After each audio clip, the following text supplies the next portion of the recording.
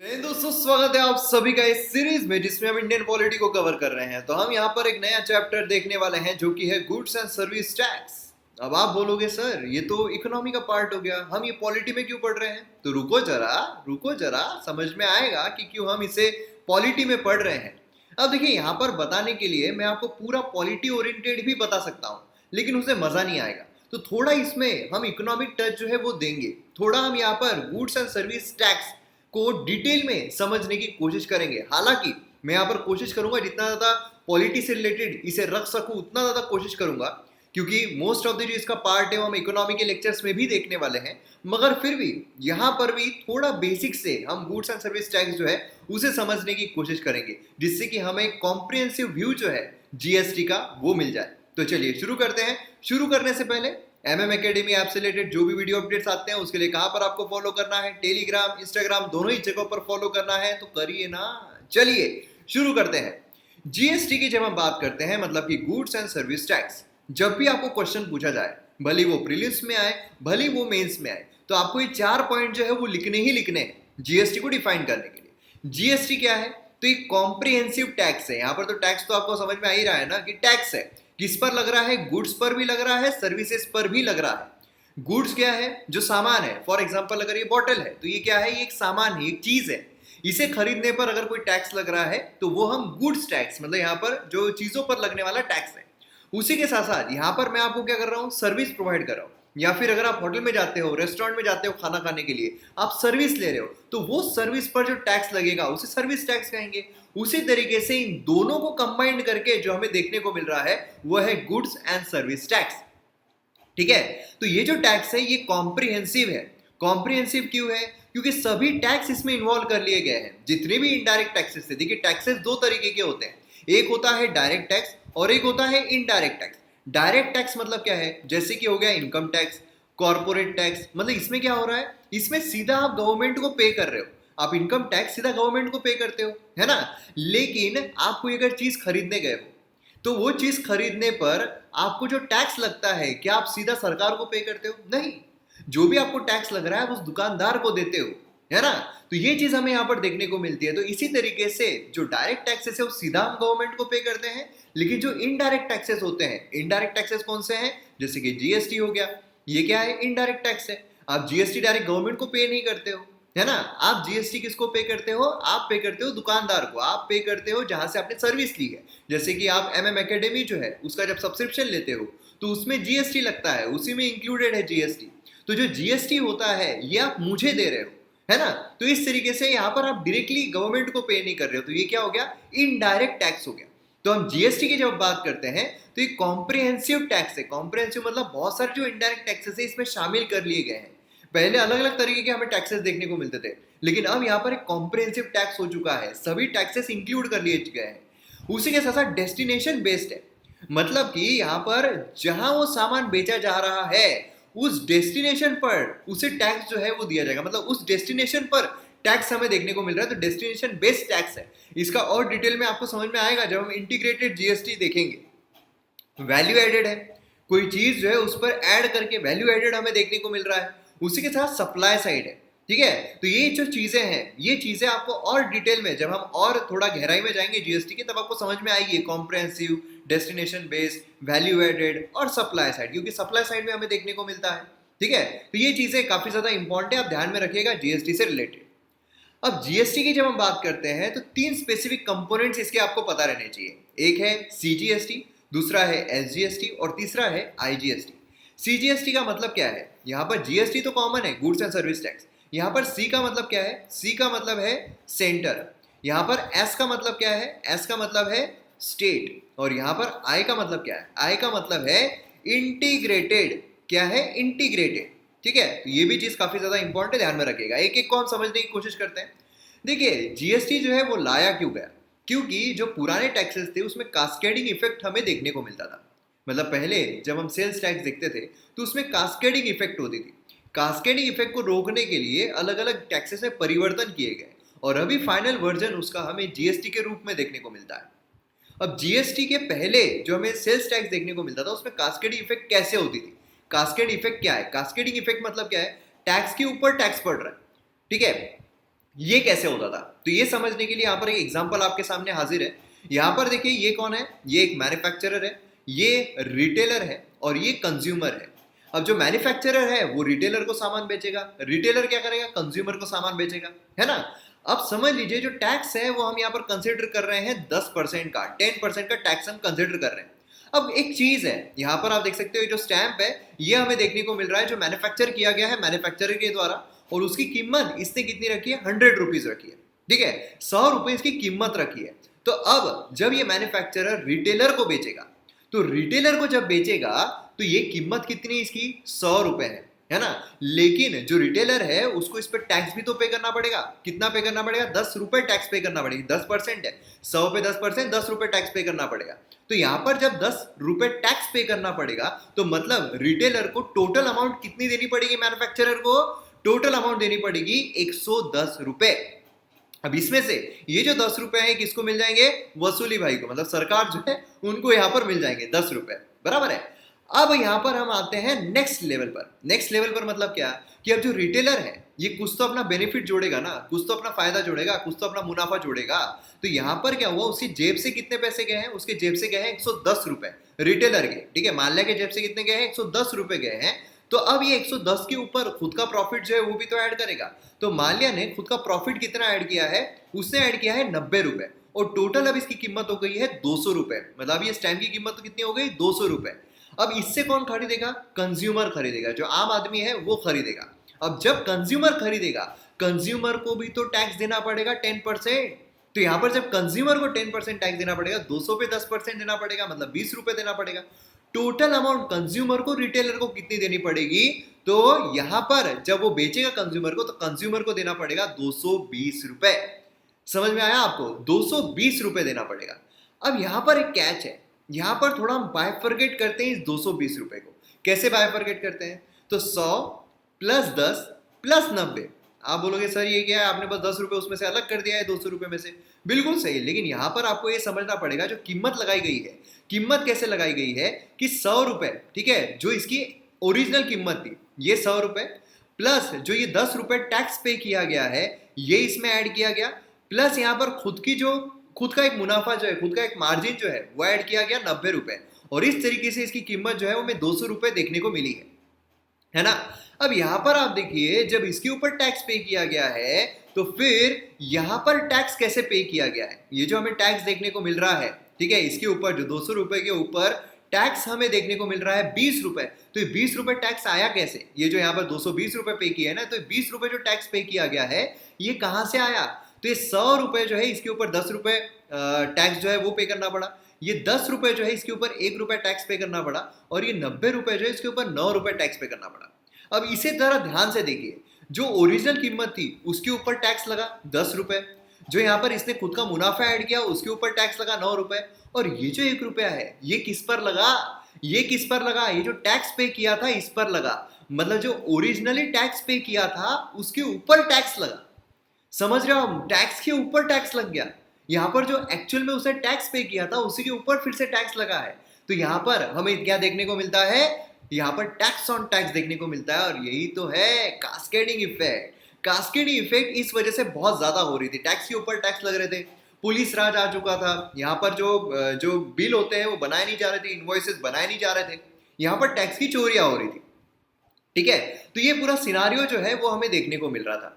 अब उसके बाद क्या हुआ कि ऐसा लगा कि यार ये गलत हो रहा है, कास्केड इफेक्ट जो है वो नहीं होना चाहिए, तो यहाँ पर सुधार जो है वो होना चाहिए। उसके बाद रिफॉर्म्स हमें देखने को मिले, वैट वगैरह वो भी देखने को मिला, लेकिन उसमें भी प्रॉब्लम्स जो है वो आ रहे थे। और फिर उसके बाद फाइनली हमें जीएसटी जो है वो देखने को मिलता है। बीच के जो जितने भी टैक्स है, वैट है, उसमें क्या खामियां थी, ये सब हम इकोनॉमी के लेक्चर्स में कवर करेंगे। यहाँ पर जीएसटी जो है ये आने के बाद अब क्या हुआ, तो जीएसटी काम कैसे करता है? तो सेम वही हम सिनारियो लेते हैं, 100 रुपए का मैन्युफैक्चरर ने जो है वो उसकी कीमत रखी है, जब इसको ये बेच रहा है तो यहाँ पर फिर से हम 10% जो है वही जीएसटी रखते हैं, ठीक है, 10% ही जीएसटी रखते हैं। तो अब यहाँ पर रिटेलर को पैसे कितने देने पड़ेंगे? सेम 110 रुपए देने पड़ेंगे, सही है। 110 रुपए यहाँ पर मैन्युफैक्चरर को मिल गए, किसने दिए? रिटेलर ने दिए। लेकिन यहाँ पर ये जो 10 रुपए इसने टैक्स में पे किए हैं ये रिटेलर ने, ये इसके वेस्ट नहीं जा रहे हैं, ये इसके खाली नहीं जा रहे, ये इसके वॉलेट में जमा रह रहे हैं। डिजिटल वॉलेट है इसका, इसमें जमा रह रहे हैं, इनपुट टैक्स क्रेडिट मिल रहा है इसको, उसके खुद के अकाउंट में जमा हो रहे हैं। समझ रहे हो आप? मतलब ये 10 रुपए उसने दिए हैं, ये दिए नहीं है, ये उसने अपने डिजिटल वॉलेट में डाले हैं। ये उसने बोला है कि देखो मैंने 10 रुपए जीएसटी ऑलरेडी पे किया हुआ, ये मेरे वॉलेट में जमा है, ये सबूत है कि मैंने 10 रुपए जो है जीएसटी पे किया हुआ है। अब इसका फायदा क्या है? इसका फायदा आपको आगे पता चलेगा जब ये रिटेलर कंज्यूमर को बेचेगा। अब यहां पर इसके पास ही, जब इसके पास 10 रुपए जमा है तो ये 10 रुपए उसमें ऐड करेगा क्या? नहीं करेगा। तो इसलिए ये ओरिजिनल कीमत जो है वही रखेगा। मतलब अब यहां पर जब वो कीमत सेट करने वाला है तो कैसे करेगा? तो ये जो 100 रुपए है वो रखेगा, है ना, 110 रुपए काउंट नहीं करेगा, क्योंकि इसके 10 रुपए जो है तो इसी के पास जमा है ना, इसी के डिजिटल वॉलेट में जमा है। तो फिर ये 110 रुपए क्यों काउंट करेगा? ये 100 रुपए काउंट करेगा, जितनी की उसको कीमत जो है वो पड़ी है। एक्चुअल में जो प्रोडक्ट उसको पड़ा है 100 रुपए का, उस पर उसने खुद का मुनाफा ऐड कर दिया। कितना? 90 रुपए। याद है ना, लास्ट इसमें 90 रुपए उसने ऐड किए।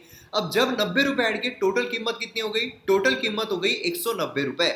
अब ये 190 रुपए होने के बाद ये क्या करेगा? ये बेचेगा कंज्यूमर को। अब कंज्यूमर भी इस पे 10% जो है वो जीएसटी पे करेगा, तो इस पे 10% मतलब कितना? 19 रुपए। तो मतलब टोटल कीमत कितनी हो गई? टोटल कीमत हो गई 209 रुपए। तो कंज्यूमर को कितने पे करने पड़े? 209 रुपए। सोचिए, जो सेल्स टैक्स था उसमें कितनी कीमत हो रही थी? फाइनल कीमत 220 हो रही थी। यहाँ पर जीएसटी आने की वजह से, कास्केड इफेक्ट रुकने की वजह से जो कीमतें हैं वो भी कम हो गई। मतलब कंज्यूमर को यहाँ पर फायदा हुआ या नहीं हुआ? बिल्कुल फायदा हुआ, है ना। अब यहाँ पर देखिए इनपुट टैक्स क्रेडिट काम कैसे करता है। अब इसमें टोटल इसको जो टैक्स है वो कितना मिला? टैक्स इसको मिला यहाँ पर 19 रुपए, है ना। ये किसको मिला? रिटेलर के पास आया। 19 रुपए किसके पास आया? रिटेलर के पास आया। अब ये 19 रुपए का ये क्या करेगा? ये 19 रुपए में से वो जो 10 रुपए खुद के हैं वो निकाल लेगा। मतलब क्या करेगा वो? ये जो यहाँ पर 19 रुपए आए हैं, यहाँ पर देखिए कास्केड इफेक्ट नहीं आ रही, यहाँ पर 100 रुपए प्लस 90 रुपए, इसी पर मुनाफा जो है वो ऐड किया गया है। इसमें से 19 रुपए जो है, 19 रुपए जो इसको टैक्स में आए हैं, उसमें से खुद के जो 10 रुपए हैं जो उसे दिए थे उसको, वो ले लेगा, है ना। सामने से जीएसटी से 19 रुपए आए हैं और इसने क्या किया था? ये इंसान ने 10 रुपए उसको दिए थे, तो ये क्या करेगा? खुद के 10 रुपए 19 में से निकाल लेगा। बचे कितने? 9 रुपए। 9 रुपए सरकार को दे देगा, जो वसूली भाई है उनको दे देगा कि लो भैया 9 रुपए जो है वो बचे हैं, 10 रुपए मैंने मेरे निकाल लिए, है ना। अगर ये 10 रुपए नहीं निकाल पाता तो फिर वो उसमें ऐड कर देता था, जो फाइनल कॉस्ट है उसमें कीमतें बढ़ जाती थी। जीएसटी की वजह से कास्केडिंग इफेक्ट बच गई और जो कीमतें हैं, कंज्यूमर है, उनको भी फायदा हुआ, क्योंकि फाइनल प्रोडक्ट जो है उसके दाम भी जो है वो कम हो गए। समझ में आया इनपुट टैक्स रेट काम कैसे करता है? ये भी समझ में आ गया आपको, है ना। यहाँ पर 10 रुपए जो इसके वॉलेट में जमा थे, तो बाद में जब इसको जितना भी टैक्स आया, अब फर्ज कीजिए कि इसको अगर 50 रुपए आता था, तो 50 में से 10 रुपए निकाल लेता, 40 रुपए जो है सरकार को पे कर देता। तो इस तरीके से इनपुट टैक्स रेट जो है वो काम करता है। अब यहाँ पर इनवॉइस भी समझ लेते हैं, क्योंकि जीएसटी की जब हम बात कर रहे हैं तो किसी भी स्टेट में अगर आप खाना खाने जाते हो, ठीक है, आप जिस भी स्टेट में हो वहां पर आप होटल में चल जाइए खाना खाने के लिए, वहां पर जब आप इनवॉइस देखोगे तो उसमें आपको इनवॉइस जो है किस तरीके की दिखाई देगी? तो इनवॉइस जो है वो आपको कुछ इस तरीके की दिखाई देती है। मतलब उसमें जो टोटल कॉस्ट है वो तो लिखी रहती है, लेकिन अगर आप नीचे देखोगे जहां पर पेमेंट का सेक्शन है, वहां पर आपको सीजीएसटी और एसजीएसटी देखने को मिलता है। क्योंकि सीजीएसटी एसजीएसटी जो है वो सेम होते हैं। क्योंकि अगर आप देखो तो अगर 18% लगाया जा रहा है जीएसटी, तो 9% जो है वो होता है सीजीएसटी और 9% जो है वो होता है एसजीएसटी। ठीक है, तो इसीलिए यहाँ पर सीजीएसटी एसजीएसटी जो है वो सेम होता है। यहाँ पर अगर आप इनवॉइस देखोगे तो 5-5 रुपए हमें 10 रुपए टोटल दिए हैं, तो 5-5 रुपए सीजीएसटी एसजीएसटी देखने को मिलेगा। उसी के साथ ये वाला इनवॉइस अगर आप देखोगे तो टोटल कितने दिए हैं? 19 रुपए दिए हैं, तो 9.5 रुपए सीजीएसटी एसजीएसटी जो है वो देखने को मिलेगा। यहाँ पर आईजीएसटी देखिए आप जीरो है।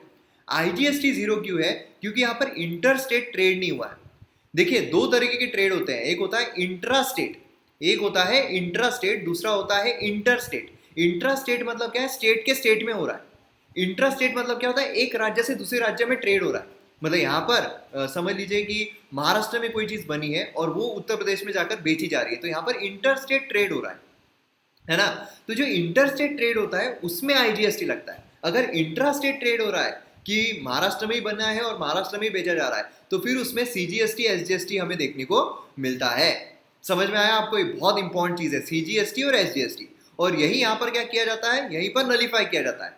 जैसे कि यहाँ पर 10 रुपए था, तो 10 रुपए में क्या क्या था कि 5 रुपए जो है वो सीजीएसटी था और 5 रुपए जो है वो एसजीएसटी था। यहाँ पर 19 रुपए आया तो 9.5 जो है ये CGST था, 9.5 जो है वो SGST था। अब ये 5 रुपए जो है और ये 9.5 रुपए ये यहाँ पर माइनस कर दिए गए, ये 5 9.5 रुपए माइनस कर दिए गए, टोटल बचे 9 रुपए, 9 रुपए से सरकार को पे कर दिए। इस तरीके से नॉर्मली पूरा ट्रांजैक्शन जो है हमें देखने को मिलता है। अब यहाँ पर क्या है, ये तो एकदम सरल है, ये एकदम आसान है CGST SGST को समझना, है ना। अब यहाँ पर मैं क्या कर रहा हूँ, थोड़ा आपको शॉर्ट में समझाने की कोशिश कर रहा हूँ। जब हम इकोनॉमी के लेक्चर देखेंगे तब हम डिटेल में, क्योंकि ये इकोनॉमी का लेक्चर नहीं है ना, ये हम पॉलिटी का लेक्चर देख रहे हैं। तो यहाँ पर जब हम देखते हैं तो CGST SGST इस तरीके से हमें देखने को मिलता है। अब यहाँ पर हम चलते हैं इंटर स्टेट ट्रेड पर, मतलब कि IGST जो है उसे समझने की कोशिश करते हैं कि IGST कैसे काम करता है। तो IGST को समझने के लिए हमें इंटर स्टेट ट्रेड करना पड़ेगा, इंट्रा स्टेट ट्रेड नहीं करना पड़ेगा। इंटर स्टेट ट्रेड समझ लीजिए कि यहाँ पर मैन्युफैक्चरर जो है ये है महाराष्ट्र का, और बाकी रिटेलर और कंज्यूमर जो है उत्तर प्रदेश के हैं, ठीक है। तो यहाँ पर मैन्युफैक्चरर जो है वो इंटर स्टेट ट्रेड कर रहा है, रिटेलर जो उत्तर प्रदेश में बैठा हुआ है उसको बेच रहा है। सेम वही हम लेंगे जो 100 रुपए कीमत रखी थी। 100 रुपए कीमत रखने के बाद ये 10% जो है वो GST पड़ा, और IGST समझ लीजिए GST जो है वही पड़ा, और फिर इसको कितने देने पड़े, 110 रुपए जो है ये देने पड़े, तो इसने 110 रुपए जो है ये दे दिए। अब यहाँ पर इसका इनवॉइस कैसा बनेगा, इनवॉइस देखिए ऐसा बनता है, CGST कुछ भी नहीं है, SGST कुछ भी नहीं है, क्यों, क्योंकि इंट्रा स्टेट ट्रेड नहीं हुआ है ना, इंटर स्टेट हुआ है। इंटर स्टेट में हमेशा IGST लगता है, तो पूरा IGST जो है उसमें चला जाएगा। 10 रुपए जो है वो IGST में इसके जमा रहेंगे। अब ये चले जाएंगे क्या IGST के, जी नहीं, यहाँ पर इसके वही जो उसका वॉलेट है, डिजिटल वॉलेट, उसमें जमा रहेंगे, ठीक है। फिर उसके बाद ये रिटेलर ने कंज्यूमर को बेचा। अब कंज्यूमर को बेचा है तो ये इंट्रा स्टेट ट्रेड है, स्टेट के स्टेट में ट्रेड हो रहा है, राज्य के राज्य में ट्रेड हो रहा है, तो इस पर IGST लगेगा क्या, नहीं। यहाँ पर CGST SGST हमें देखने को मिलेगा, है ना। तो यहाँ पर इसने कितने में बेचा, वही सेम 209 रुपए जो है उसमें यहाँ पर बेचा गया। अब जब 209 रुपए में बेचा गया तो यहाँ पर क्या हुआ कि CGST 9.5, SGST 9.5, IGST यहाँ पर 0 है। लेकिन टोटल आप देखोगे तो टोटल 19 रुपए जो है ये यहाँ पर GST इसने पे किया है ना, 19 रुपए इसके पास आए हैं। अब इसने पे कितने किए थे, 10, भले ही IGST में है, ठीक है। तो IGST जो है वो CGST SGST में एडजस्ट हो जाता है, ठीक है। तो ये 19 रुपए इसने ये कर दिए, मतलब 19 में से 10 रुपए गए, 9 रुपए जो है ये किसको दिए गए, ये दिए गए सरकार को, वसूली भाई को। इस तरीके से हमें यहाँ पर ट्रेडिंग जो है, इंट्रा स्टेट ट्रेडिंग और इंटर स्टेट ट्रेडिंग, इन दोनों का डिफरेंस समझ में आ गया, है ना। तो इसीलिए आपने अगर देखा होगा तो MM Academy ऐप पर भी आपको जो स्टेट है ये पूछा जाता है कि आप कौन से राज्य से बिलोंग कर रहे हो, कौन से स्टेट से बिलोंग कर रहे हो, है ना। तो ये क्यों पूछा जाता है, जिससे कि ये पता रहे कि जो ट्रेड है वो इंटर स्टेट हुआ है या इंट्रा स्टेट हुआ है। अगर इंटर स्टेट हुआ है तो उस पर IGST जो है वो बनता है, और अगर इंट्रा स्टेट हुआ है तो उस पर CGST और SGST जो है ये बनता है। CGST जाता है सेंटर के पास, SGST जाता है स्टेट के पास, IGST जो होता है किसके पास जाता है, ये कलेक्ट किया जाता है सेंटर के द्वारा, और फिर उसके बाद डिस्ट्रीब्यूट कर दिया जाता है स्टेट के साथ। कौन से स्टेट के साथ करेगी, वो स्टेट होता है डेस्टिनेशन बेस्ड, मतलब यहाँ पर क्या है, डेस्टिनेशन कौन सा है, उत्तर प्रदेश, तो उत्तर प्रदेश के साथ किया जाएगा। इसीलिए काफी राज्य जो है, जो प्रोडक्शन वाले राज्य है, स्टेट्स है, वो काफी खफा है, क्योंकि महाराष्ट्र जो है वहां पर बहुत सारे प्रोडक्ट मैन्युफैक्चर होते हैं और वो बेचे जाते हैं दूसरे राज्यों में। तो यहाँ पर इनको जो है वो तो पैसा नहीं मिल रहा है ना, इनको नहीं मिल रहा है, वो मिल रहा है किनको है, इनको मिल रहा है, तो ये इनके लिए जो है, इनके लिए नुकसानदायक नहीं है क्या। तो ये प्रॉब्लम यहाँ पर, इसलिए काफी आपत्तियां जो है काफी राज्यों ने यहाँ पर जताई थी, जो प्रोडक्शन वाले स्टेट्स है। तो ये चीज हमें यहाँ पर देखने को मिलती है। तो अब आपको जो CGST है, SGST है, IGST है, समझ में आ गया। ओवरऑल GST जो है कैसे हेल्पफुल है ये आपको समझ में आ गया है। तो चलिए अब हम यहाँ पर पॉलिटी ओरिएंटेड जो चीजें हैं वो जानने की कोशिश करते हैं। तो GST की अगर हम बात करें, भारत में GST बिल जो है सबसे पहली बार इंट्रोड्यूस किया गया था 2014 में। देखिए बहुत पहले से GST का कार्यक्रम चल रहा है, अगर आप देखोगे तो 2000 से आगे GST जो है वो धीरे धीरे शुरू हो गया था, ठीक है। उतना हमें गहराई में जाने की जरूरत नहीं है। यहाँ पर 2014 जो है इंट्रोड्यूस किया गया as a constitution 122nd amendment bill, ठीक है। और फिर 2016 में अप्रूवल मिला, और फिर उसके बाद यहाँ पर 101st अमेंडमेंट एक्ट जो है 2016, इसके तहत हमें यहाँ पर देखने को मिलता है GST। अब यहाँ पर अगर हम प्रोविजन देखते हैं तो central GST, excise duty, service tax etcetera, state GST यहाँ पर वैट, लग्जरी टैक्स, ये सब कवर कर लेता है, मतलब सब्स्यूम कर लेता है। इसीलिए तो बोला जा रहा है, क्या क्या बोला जा रहा है, कॉम्प्रिहेंसिव टैक्स है ना, कॉम्प्रिहेंसिव है। उसी के साथ इंटीग्रेटेड GST जो है ये इंटर स्टेट ट्रेड कवर करता है, जो अभी हमने देखा हुआ है।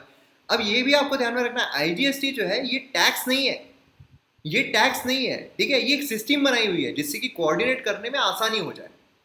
अब यहाँ पर आर्टिकल आपको याद रखना है 246A, स्टेट के पास पावर है कि वो यहाँ पर गुड्स एंड सर्विस जो है उस पर टैक्स लगा सकती है, ठीक है। 246A ये आर्टिकल हमें देखने को मिलता है।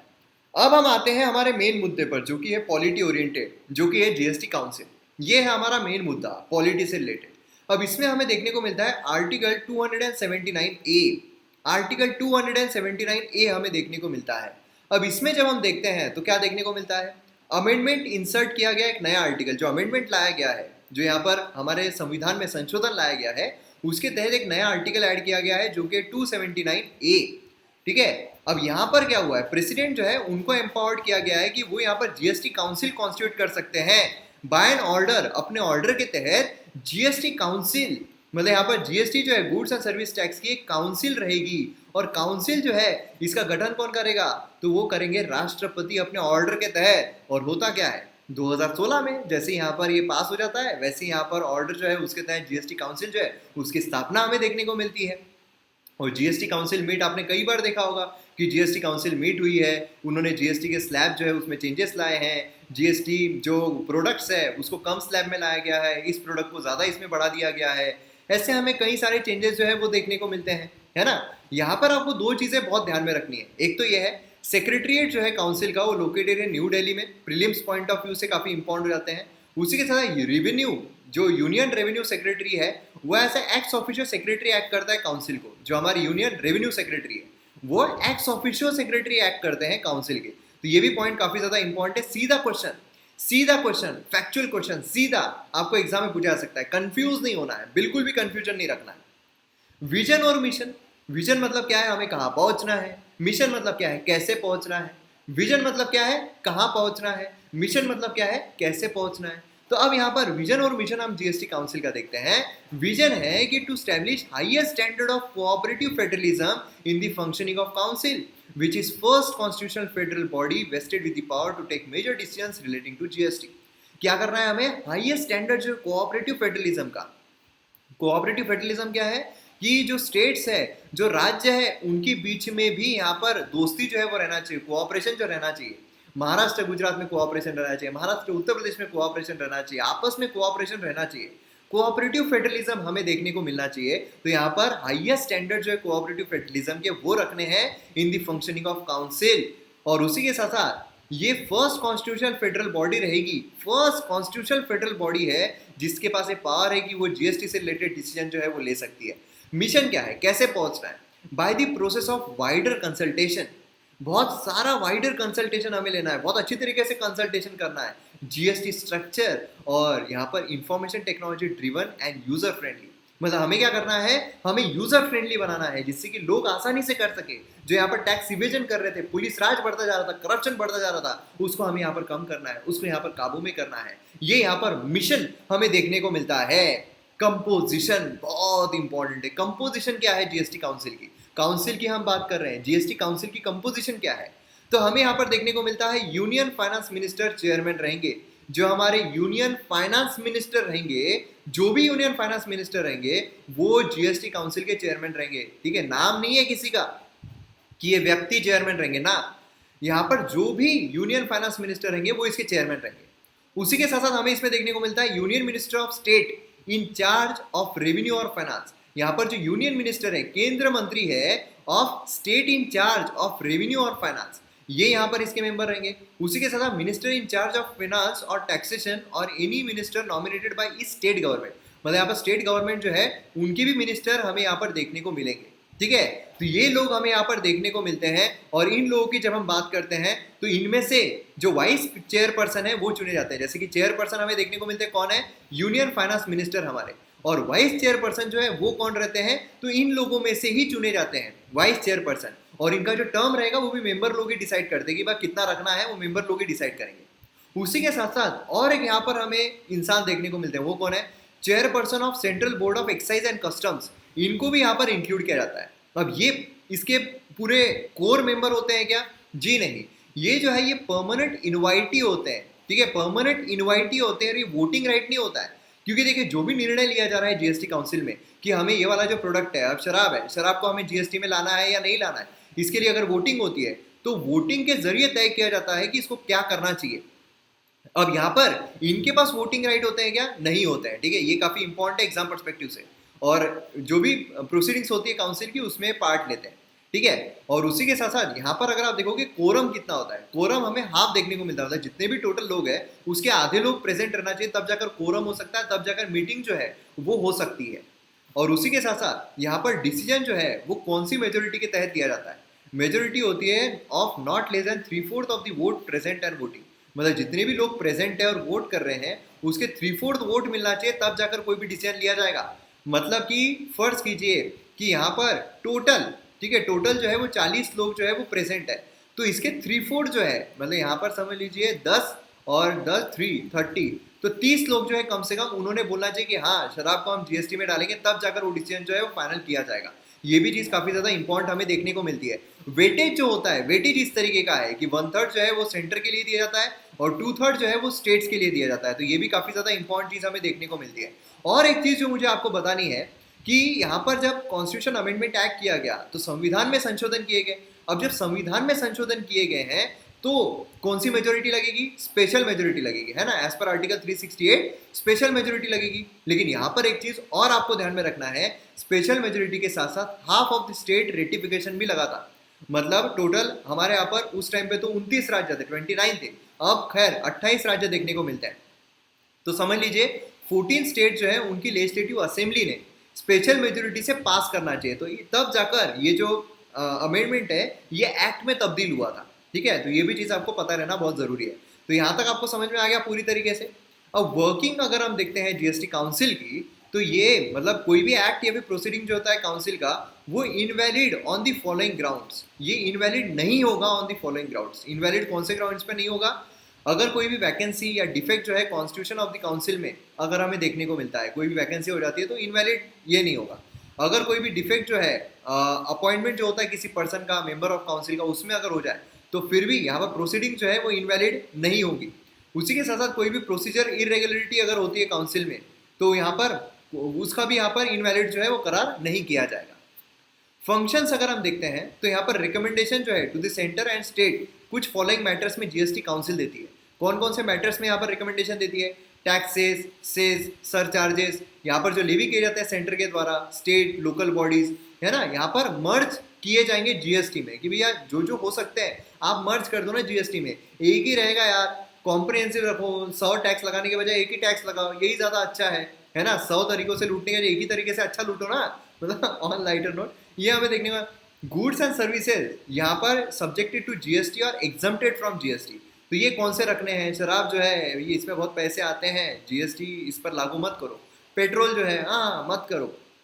Model GST laws, principal levy appointment जो होता है जीएसटी जो लेवी किया जा रहा है, ये सारी चीजों पे यहाँ पर दे सकते हैं। इंटरस्टेट जो ट्रेड हो रहा है, कॉमर्स हो रहा है, उसमें बोलिए। यहाँ पर थ्रेशोल्ड लिमिट जो होता है turnover below which goods and service में बी एग्जम्प्टेड फ्रॉम जीएसटी, मतलब यहाँ पर कैसा है, इसके नीचे जीएसटी से एग्जम्प्ट कर दिए जाएंगे। उसी के साथ यहाँ पर फ्लोर रेट्स बोलिए, बैंड्स ऑफ जीएसटी, इसके बारे में भी सजेशंस दिए जाते हैं। कोई स्पेसिफिक रेट स्पेसिफिक पीरियड के लिए अगर लगाना है, एडिशनल रिसोर्सेज के लिए कुछ रेस करना है, कम करना है, ये भी यहाँ पर देखे जाते हैं। स्पेशल प्रोविजन जो है किसी स्टेट के लिए, अरुणाचल प्रदेश बोलिए, आसाम बोलिए, मणिपुर बोलिए, मिजोरम बोलिए, मेघालय बोलिए, इनके लिए स्पेशल प्रोविजंस जो है। उसी के साथ कोई भी ऐसा मैटर जो जीएसटी से रिलेटेड है, यहाँ पर जीएसटी काउंसिल जो है वो यहाँ पर डिसाइड जो कर सकती है, उसके लिए यहाँ पर रिकमेंडेशन जो है सेंटर को या स्टेट को प्रोवाइड की जाएंगी। देखो भैया हमने ऐसा ऐसा ठाना है और हम ये चाहते हैं कि ऐसा ऐसा हो जाए। तो ये चीज़ काफ़ी इंपॉर्टेंट है, आपको फंक्शनिंग जो है पूछी जा सकती है कि नीचे दिए गए में से कौन कौन से फंक्शन जीएसटी काउंसिल के हमें देखने को मिलते हैं। बाकी अगर हम फंक्शंस देखते हैं, देखिए जो हमने फंक्शनिंग देखी है, जो अभी तक हमने फंक्शंस देखे तो है ही, लेकिन उसके अलावा हमें और कुछ फंक्शंस देखने को मिलते हैं, ठीक है। यहाँ पर जो काउंसिल है वो रिकमेंड कर सकती है date on which GST may be levied on petroleum crude, high speed diesel, motor spirit petrol, natural gas, aviation turbine fuel. उसी के साथ साथ जब भी डिस्प्यूट जो है वो अराइज होता है विद रिस्पेक्ट टू रिकमेंडेशन और इम्प्लीमेंटेशन, काउंसिल जो है वो यहाँ पर मैकेनिज्म स्टैब्लिश करेगी कि जो भी डिस्प्यूट अराइज हो रहा है बिटवीन सेंटर या फिर एक या उससे ज़्यादा स्टेट्स या फिर सेंटर या किसी स्टेट के बीच में, है ना, बिटवीन 2 और मोर स्टेट्स, तो यहाँ पर एक मैकेनिज्म जो है बनाया जाएगा, डिस्प्यूट्स को कैसे रिजॉल्व किया जा सके, डिस्प्यूट को कैसा खत्म किया जा सके। हो सकता है कि स्टेट जो है, जैसे देखने को मिलता है ना कि देखिए क्या था, वैट जो है, वैट स्टेट लगाती थी, अब वैट जो है वो हटा दिया गया, उसके जगह पर जीएसटी ला दिया गया। अब इसके वजह से क्या हुआ, जो स्टेट्स है उनको नुकसान हुआ। अब स्टेट्स को नुकसान हुआ, लेकिन सेंटर ने क्या बोला कि हम तुमको कंपेंसेशन दे देंगे, जितना भी तुमको लॉस हो रहा है उतना हम कंपेंसेशन दे देंगे। लेकिन सेंटर के पास ही पैसा कम आने की वजह से कंपेंसेशन जो है वो नहीं दिया जा रहा था। तो अब यहाँ पर डिस्प्यूट अराइज हो गया ना। ये डिस्प्यूट अराइज होने के लिए मैकेनिज्म जो है बनाना पड़ता है। काउंसिल जो है has to recommend the compensation to the state for loss. जैसा मैंने अभी आपको कहा था कि जो भी लॉस हो रहा है स्टेट्स को, उसके लिए कंपेंसेशन जो है ये यहाँ पर लाने की बराबर बात की गई। Introduction for the period of 5 years, कम से कम 5 साल के लिए होना चाहिए। ठीक है, तो यहाँ पर कौन से रिकमेंडेशन पर पार्लियामेंट जो है वो डिटरमाइन करेगी कितना कंपेंसेशन कैसा यहाँ पर प्रोवाइड करना है। तो ये भी हमें फंक्शनिंग देखने को मिलती है। अब देखिए यहाँ पर जो रिफॉर्म्स है जीएसटी की वजह से आए हैं, ये आपको मेंस पर्सपेक्टिव से काम आ सकता है। मेंस में आपको फायदे अगर लिखना है उसमें आप यहाँ पर लिख सकते हो कि कॉमन नेशनल मार्केट जो इसकी वजह से क्रिएट हो गया। नहीं तो पहले कैसा था, पहले समझ लीजिए कि जो गुजरात है, ठीक है, उसमें अगर गाड़ी पे वैट जो है वो लगाया जा रहा है 18% का, ठीक है, और अगर मुंबई है वहां पर अगर वैट लगाया जा रहा है किसी गाड़ी पर, वही गाड़ी पर 12% का, लोग क्या करेंगे, लोग यहाँ से गाड़ी जो है वो खरीद के लेके जाएंगे। ठीक है, और उसी के साथ काफी सारे प्रॉब्लम जो है और भी हमें देखने को मिल रहे थे, काफी प्रॉब्लम्स देखने को मिल रहे थे। अब यहाँ पर क्या हो, सिंगल मार्केट क्रिएट हो गया। नहीं तो पहले अलग अलग वैट अलग अलग स्टेट्स में, फिर उसके बाद वो जब ट्रेडिंग हो रही है तो उसमें और प्रॉब्लम घपले हो रहे हैं। यहाँ पर वो कुछ भी नहीं है, यहाँ पर यूनिफॉर्म है, सभी पूरे देश में एक ही टैक्स हमें देखने को मिल रहा है, सेम यूनिफॉर्म टैक्स हमें देखने को मिल रहा है। मतलब यहाँ पर अगर कोई प्रोडक्ट है उस पर अगर महाराष्ट्र में 12% है, तो फिर पूरे जितने भी राज्य है सभी जगह पर 12% देखने को मिलेगा, है ना। उसी के साथ कास्केड इफेक्ट जो है उसे यहाँ पर मिटिगेट किया गया। मैंने आपको कहा कास्केड इफेक्ट कैसे कम किया है, डबल टैक्सेशन जो है कैसे कम किया है, जो टैक्स बर्डन है उसको रिड्यूस कर दिया है। कंज्यूमर पॉइंट ऑफ व्यू से अगर हम देखें, पहले हमने देखा 220 रुपये हो रहा था, लेकिन अब 209 रुपये में ही वो चीज़ जो है वो मिल रही थी, है ना। उसी के साथ साथ यहाँ पर इंडियन प्रोडक्ट जो है ज़्यादा कॉम्पिटिटिव, क्योंकि सस्ते हो जाएंगे तो क्या होगा, कॉम्पिटिटिवनेस बढ़ जाएगी, क्योंकि सस्ते होने के बाद ज़्यादा डिमांड जो है वो इंक्रीज हो जाती है ना। और उसी के साथ साथ एडमिनिस्टर करने के लिए भी ईजी होता है। 100 टैक्सेस है, उसको ध्यान रखना, उसको ये करना, उसके लिए पुलिस राज खड़ी करना, पुलिस को भेजना, फिर वो ऐसे ऐसे करते हुए वो जो है खाते हुए बोलेंगे हाँ निकालो कितना पैसा रखा है, पूरा निकालो, हफ्ता वसूली करना है। तो ये सब जो है ये सब यहाँ पर एडमिनिस्ट्रेट करने मुश्किल हो जाती है। तो यहाँ पर आप पूरा सिंपल एक टर्म हमें देखने को मिल रहा है, समझ में आ गया, ये काफ़ी इंपॉर्टेंट है। तो यहाँ पर हमारा गुड्स एंड सर्विस टैक्स जो है यहाँ पर कंप्लीट होता है। अब अगर आप किताब देखोगे, अगर आप जो किताब में दी गई चीज़ें हैं वो देखोगे, तो मैक्सिमम ओरिएंटेड है जीएसटी काउंसिल से ही।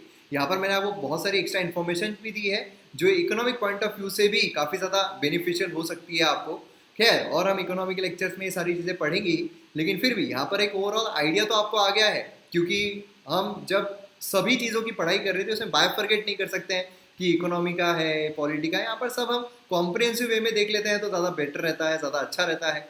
तो मैं उम्मीद करता हूँ कि आपको बड़ी आसानी से, बड़ी सरलता से, बड़ी अच्छे तरीके से मैं समझाने में कामयाब हुआ होगा, और आपको जो गुड्स एंड सर्विस टैक्स से समझ में आया होगा। तो यहाँ पर हमारा वीडियो खत्म होता है, मिलते हैं हम अगले वीडियो में अगले चैप्टर के साथ। जय हिंद।